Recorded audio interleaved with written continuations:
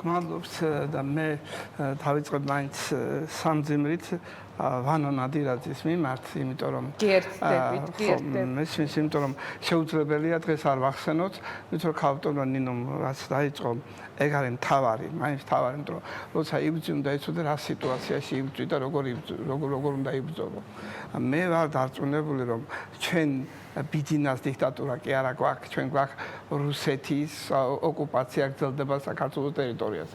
ეს ოკუპაციის სხვადასხვა ფორმებია. ეს პროპაგანდა რაც თქვენ ძალიან ცოტ ჰიბრიდული ომი დაიწყო 2012-ში და მაშინ აი მაგალითად პოლიტპატიმრებას შპილნიკოვი გაუშვეს და კიდევ სხვები ხო და აცხადდნენ პოლიტპატიმრებია ხომ ასე? ანუ დაიწყო მაშინვე თუ გახსოვთ ირაკლი შაიშმელაშვილმა თქვა რომ ყველა სპეცსამსახურში ის რუსი ოფიცერი და ხელმძღვანელ საქაურებას ბიძინას სახში ცხედან ესენი. ანუ მოდით რა ველოსიპედს ვიგონებთ რატო ვლაპარაკობთ ეს შეგვეშალა ჩვენ 1991 წელს როცა ვიდახდი რომ ბურბულისთან ჩავიდნენ და რაღაცები აკეთებდნენ და გადატრიალებდა კი რუსი ოფისին დაგვინიშნეს აქვია ვარდიკო ნადიბაიძეები და ვიღაცები აქ ოფიცრებად და თქვენ როგორ ფიქრობთ პროკურორი რომ იმას აღლუმზღებულობს წითელ მოედანზე ფარცხალაძე რომანოვისა ხომ ასეა ეს როგორ ხდება როგორ მოდით ამაზე სანამ ჩვენ არ დავფიქრდებით რომ პირდაპირ რუსული რეჟიმი არის და ბიძინა რუსებმა ამიტომ მოიყვანეს ის იძულებულია შეასრულოს.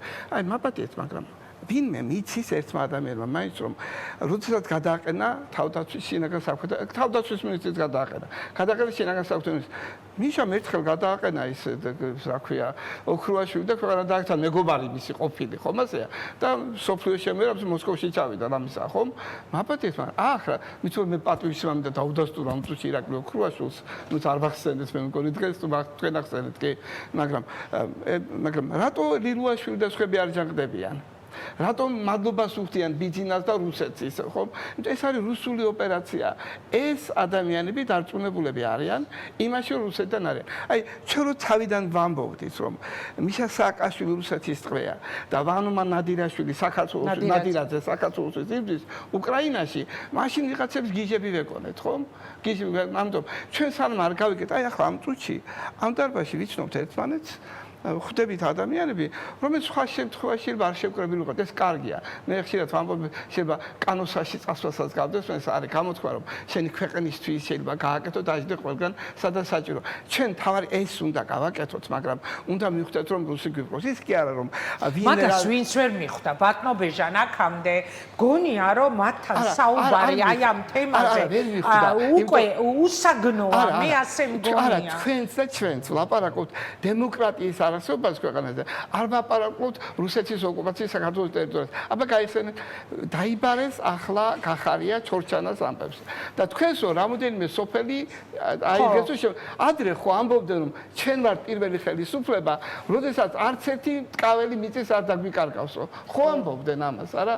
ამიტომ მოდით პირდაპირ უნდა ვთქვათ რომ ეს არის რუსული ოკუპაცია და ეს არის რუსული ხელისუფლება და ჩვენ ახლა ვიმართოთ როგორ მივაქცევთ ამ რუსული ხელისუფლების წინამდე. ეხლა მე მახსოვს რომ ისევე როგორც აქ იყო გუმბარიძე, აქ იყო პატიაშვილი, მათ ნაკლებად ეკითხებოდნენ სხვათა შორის.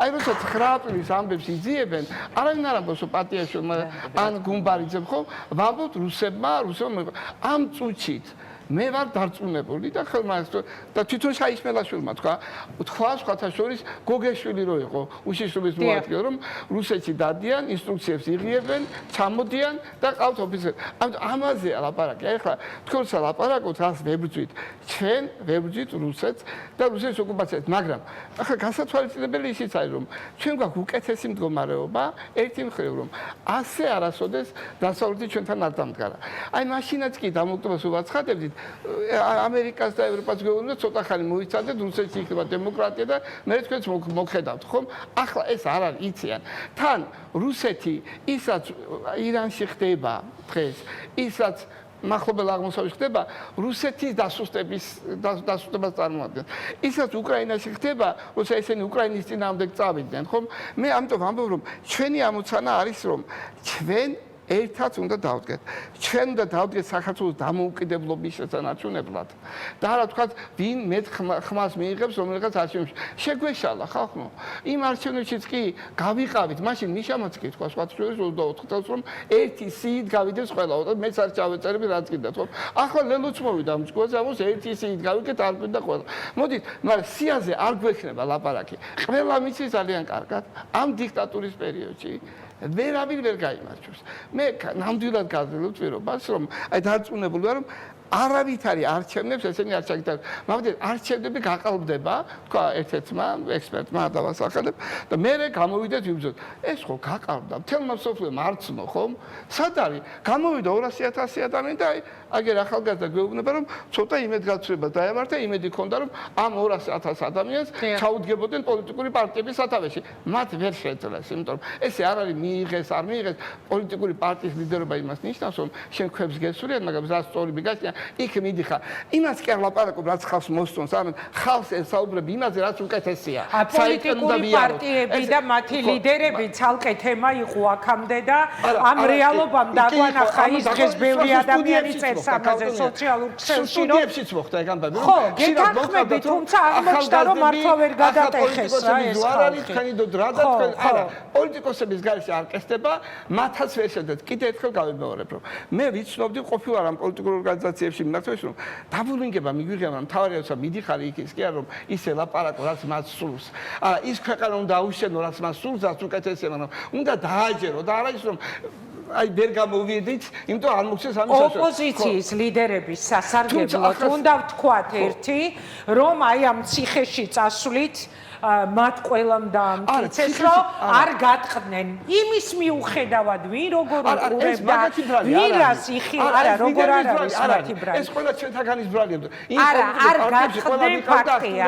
ფაქტია რა, პარლამენტში შესვლას არჩიეს დღეს ვინ ზის ციხეში წასვლა. ეხა ჩემი საქმე არის მათი კრიტიკა, მაგრამ დღეს რაღაც დადებითი ხომ უნდა ვთქვა ხალხზე, იმიტომ რომ უარი თქვენ შეეძლოთ სულიყვნენ ბიზნეს გაყალბებულ არჩევნებში და ციხეში არც ერთი არ იჯდებოდა. აკეთებ ნარზედებს საშინელებას, წარმოგიდგენიათ ეს საშინელება ოჯახს მოწყვეტილი ჭუჭხში ამ ცხოვრება ესე არ არის ხო? ერთი დღე ინტერნეტი გამომეთიშება და ჭკუაზე აღარ ვარ, გაზი არ მოვიდა, ჭკუაზე აღარ ვარ, ხო? ანუ მათ გმირობა ჩაიდინე დღეს გიორგი ვაშაძის დედა იქიდან წამოსულ შემხვდა.